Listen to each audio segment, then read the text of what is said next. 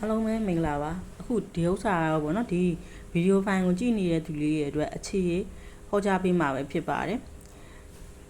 မိမိတို့ရဲ့အခြေရေးอ่ะပေါ့နော်ဘာတွေတွေ့ကြုံနေတတ်တယ်ဘာတွေဖြစ်နေတတ်လဲပေါ့နော်ဆိုရင်အခြေရေးမှာပေါ့နော်ရှေ့ဆက်ခြင်းမလဲငဲ့ညာရမယ့်ကိစ္စမျိုးတွေရှိနေတာမျိုးမပြတ်မသားဖြစ်နေတဲ့ကိစ္စမျိုးတွေရှိနေတာပေါ့နော်အဲ့လိုမျိုးတွေပြောကြတော့ကိုမိပါတော့မဟုတ်ပေါ့နော်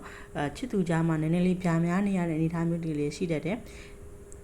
ပြီးတော့လက်ထပ်ဖို့ရည်ရထားရင်လည်းလက်ထပ်ဖို့အထိမသွားနိုင်သေးဘဲနဲ့ပေါ့နော်ငွေကြေးသုံးဖို့တစ်ခုကြံ့ကြာနေရမျိုးစဉ်းစားနေရတာမျိုးအနေအထားမျိုးတွေ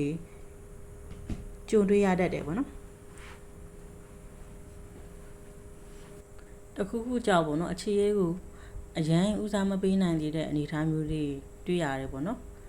အားလုံးပဲအဆဆရရအဆင်ပြေကြပါစေ။